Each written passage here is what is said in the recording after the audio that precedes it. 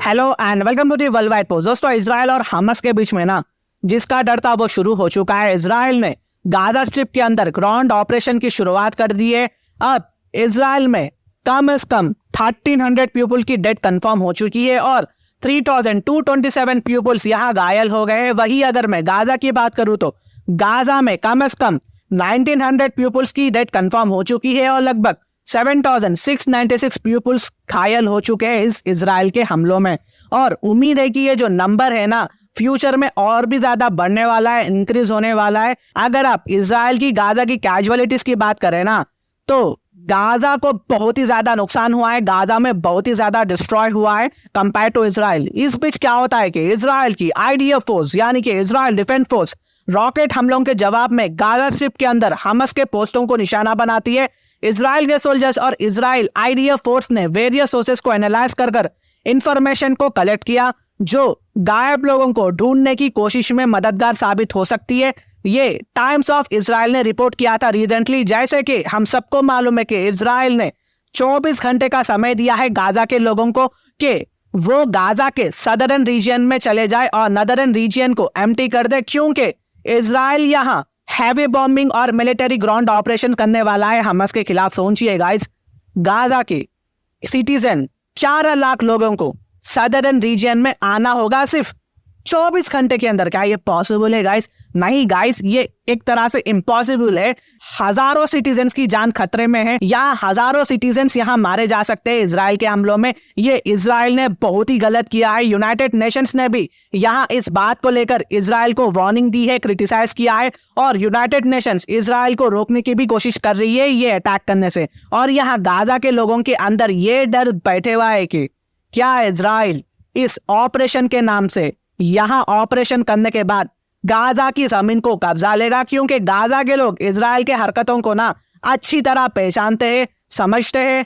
Of course वो लोग वहां रहते हैं तो उनको अच्छी तरह पता है, क्योंकि इजराइल की बिना एक गलीज आदत है, एक पॉलिसी है। ये इजराइल की हिस्ट्री रह चुकी है कि इजराइल ने फिलिस्तीनियंस के जमीन को कब्जा करके वहां अपने कॉलोनीज बनाकर इजराइल के मिलिट्री पर्सनालिटीज को वहां पर उनकी फैमिली के साथ रहने के लिए छोड़ दिया ताकि इजराइल को एक्सपैंड कर सके। देखिए, ये मैं किसी के फेवर में बात नहीं कर रहा हूं, मैं जो है वो कह रहा हूं, फैक्ट्स एंड सोर्सेस के बेस पर कह रहा हूं।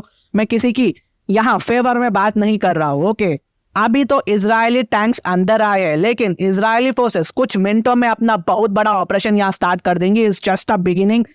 आगे हो सकता है कि इजरायली मिलिट्री के खिलाफ हमास के साथ साथ हिजबुल्लाह भी आ जाए। वहीं दूसरी तरफ लेबनान की ईरान सपोर्टेड हिजबुल्लाह मूवमेंट ने भी फ्राइडे को कहा कि वो पूरी तरह से एकदम तैयार है, जब सही वक्त आएगा तो इजराइल के खिलाफ जंग में अपने फिलिस्तीनी साथी हमास के साथ शामिल हो जाएंगे।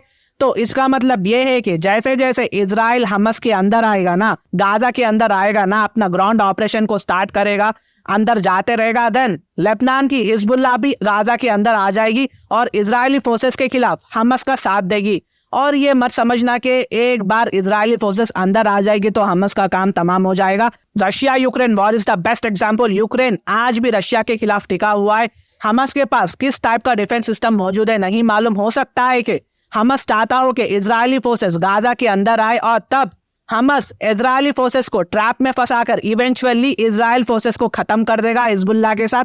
देखिए, ये एक वॉर है, ये जंग है और जंग में सब कुछ हो सकता है। और ये सबको देखकर ना इंडिया पे क्या इम्पैक्ट पड़ेगा। देखिए, सबसे पहले तो आईएमएफ का प्लान सामने आया था ना, मुझे बस एक ही बात दिमाग में आ रही थी कि क्या आईएमएफ कॉरिडोर सक्सेसफुल हो पाएगा, क्योंकि उसकी जियोग्राफिक लोकेशन ही वैसी है। क्योंकि सऊदी और इजराइल का नॉर्मलाइजेशन कहीं सदियों से नहीं हुआ है, अगर हुआ भी तो वो जल्दी टूट जाएगा, क्योंकि ईरान और टर्की इसको आसानी से नहीं बनने देंगे, सॉफ्टली रन होने नहीं देंगे। और मेरे दिमाग में ये भी बात आ रही थी कि क्या गाजा स्ट्रिप इस चीज को देखकर खामोश बैठेगा या नहीं। मैंने सऊदी अरबिया और इजराइल के नॉर्मलाइजेशन के बारे में अपने एक सब्सक्राइबर को बहुत समझाया भी था कमेंट में, और ये जो पिक्चर है ना इस बात का प्रूफ है। और आप जाकर चेकआउट भी कर सकते हैं, क्रॉस चेक करने।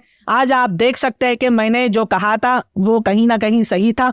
देखना होगा कि फ्यूचर में इजराइल गाजा के कितना अंदर जाता है, हिजबुल्लाह आता है क्या नहीं, अगर आया तो क्या होगा, हमस क्या करेगा, कितना हमस इजराइल के सोल्जर्स को ट्रैप में फंसा देगा, ये तो फ्यूचर में ही मालूम होगा। अगर मेरी वीडियो इन्फॉर्मेटिव दिखे तो इंटरनेशनल अफेयर्स के लिए आप मेरे चैनल को सब्सक्राइब कर सकते हैं।